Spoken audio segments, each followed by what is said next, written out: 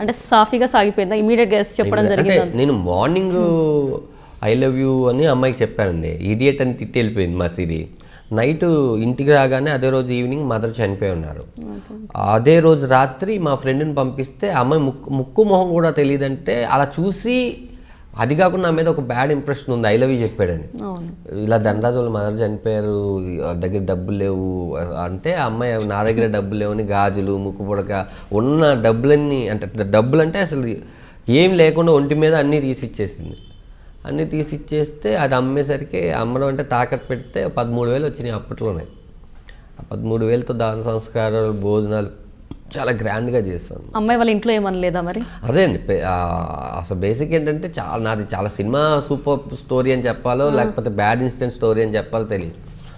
ఆ రోజు తర్వాత 3 రోజులు అమ్మగారిది ఇదంతా కార్యక్రమాలు అయిపోయినాక పెళ్లి చేసుకుందాం అంటే ఎస్ పెళ్లి చేసుకుందాం అనగానే, నువ్వు నన్ను నమ్ముతున్నావు కదా, నా వెనకాల ఎవరు లేరు, బట్ నేను ఒక్కనే రావాలి పెళ్ళికి అంటే ఎస్ అని పెద్దమ్మ గుళ్ళోకి వెళ్ళి మ్యారేజ్ చేసుకున్నాం.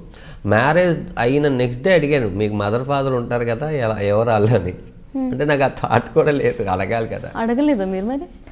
తను చెప్పలేదు ఆ సంఘటన అప్పుడు, చెప్పలేదు. తర్వాత వాళ్ళ అమ్మ నాన్నకి ఫోన్ చేయడం, వాళ్ళు కూడా మా అమ్మ నాన్న ఇన్సిడెంట్ జరిగినప్పుడు ఏమన్నారో సేమ్ అలాగే నా ఇన్సిడెంట్ జరిగినప్పుడు కూడా అదే అన్నారన్నమాట. మా నాన్నకి ఎదురైందో నాకు అదే ఎదురైంది. లేదు మా అమ్మాయి చచ్చిపోయింది, అసలు చెప్పబెట్టుకుని ఎలా పెళ్లి చేసుకుని, నువ్వెవరు, నీకు మదర్ ఫాదర్ లేరు అంటే వాళ్ళు అనాల్సిన బోల్డ్ అంత అంటారు కదా అన్నారు. అన్న తర్వాత సరే అమ్మాయి బాధపడిన తర్వాత నువ్వు నన్ను నమ్మొచ్చు, లైఫ్ లాంగ్ నేను బాగా చూసుకుంటాను అని. అలా అమ్మాయి రావడం, నాకు జగడం సినిమా ఇమీడియట్లీ రావడం, దాంట్లో పెద్ద వేషం రావడం, ఇమీడియట్లీ అదే ఇయర్ పెళ్ళైన ఇయర్లోనే మా అబ్బాయి 2005లో మా అబ్బాయి పుట్టడం, అన్నీ అలా పిల్లోడు పుట్టంగానే వాళ్ళు రావడం. వాళ్ళు వచ్చేసి సారీ అంటే సారీ అని చెప్తారు కానీ నాదే తప్పైపోయింది, నేనే సారీ చెప్పడం. మా మామయ్య అత్తయ్య అంటారు, ఇప్పుడు అంతా ఫ్యామిలీ కలిసి, సో మొత్తం కలిసి ఉన్నారు, హ్యాపీ లైఫ్. ఖమ్మంలో ఉంటారు, ఇక్కడే మా బామ్మది ఇక్కడే మాతోనంటే మా పక్కింట్లో ఉంటాడు, వాడు కూడా మంచి ఎలక్ట్రానిక్స్లో జాబ్ చేస్తున్నాడు. మా అత్త మామలు వదినలు చాలా పెద్ద ఫ్యామిలీ ఇప్పుడు. సో చిన్నప్పుడు కష్టపడ్డ వాళ్ళందరూ పెద్దగా అయ్యాక హ్యాపీగా ఉంటారని మీ స్టోరీ ప్రూవ్ చేస్తుంది ఇప్పుడు. సో ఇందాక మీరు డాన్స్ ట్రైనింగ్ అన్నారు, సో అక్కడ ఇంతకు మీరు డాన్స్ నేర్చుకున్నారా ఏంటి? నేను ఇన్స్టిట్యూట్ చేసినప్పుడు మా మాస్టర్ ముందు ట్రైన్ అయ్యారా మీరు? ట్రైన్ అయ్యాను. నేను హీరో నిఖిల్కి క్లాసెస్ చెప్పేవాడిని అనమాట. హీరో నిఖిల్కి ఒకసారి బూగి అని ఇక్కడ జరిగింది కంట్రీ క్లబ్లో, అక్కడ నా డ్యాన్స్ చూసి హీరో నిఖిల్ గారి మదర్ మా అబ్బాయికి డ్యాన్స్ నేర్పిస్తామంటే వాళ్ళ చిన్న అబ్బాయికి అక్కడికి నిఖిల్ కూడా వచ్చి డ్యాన్స్ నేర్చుకుని నాకు వచ్చిన డైలాగులు, అంటే పెద్ద డ్యాన్సర్ మ్యాటర్ అని కాదు, నాకు వచ్చింది ఏదో డైలాగ్ వెర్షన్ ఏదో ఒకసారి నేర్పిస్తే హ్యాపీ డేస్లో వెళ్ళి అదే ఆడిషన్ ఇచ్చి తన హీరోగా సెలెక్ట్ అయ్యాడు అనమాట. ఈ విషయం నాకు తెలీదు. ఈ విషయం అంటే తన ఏజ్ గ్రూప్ చిన్నప్పుడు కదా తెలీదు. యువత అనే సినిమా చేస్తున్నప్పుడు తన కాంబినేషన్ అనమాట. మాస్టర్ బాగున్నావు అని అడిగితే మాస్టర్ అంటున్నాడు ఏంటి, ఈ అబ్బాయి ఇప్పటికి హ్యాపీ డేస్ హీరో, ఈ నిఖిల్ అంటే తెలిసిపోయింది అప్పుడు జనాలందరికీ. నేను అప్పుడు మీరు నేర్పించారు కదా, మీ డైలాగ్ చెప్పడం వల్లే నేను అంటే నాకు చాలా హ్యాపీగా అనిపించింది. సో ఇప్పుడు టచ్లో ఉంటారు?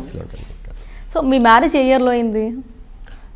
2005 అండి. 2005 స్టార్టింగ్ అయింది, ఎండింగ్ మా అబ్బాయి 9 months 10th monthలో అటు పుట్టేశాడు. సో ఇద్దరు అబ్బాయిలు. అమ్మాయిలు లేరని అనిపించింది ఎప్పుడైనా? మొన్న అమ్మాయి అని ఎక్స్పెక్ట్ చేశాను, బట్ అబ్బాయి అంటే నాకు బేసిక్గా ఏంటంటే మా మదర్ ఇంకా మా మిస్సెస్, మా నాన్న పుట్టాడు మళ్ళీ అనుకుంటా, మధ్యలో నా ఫ్రెండ్.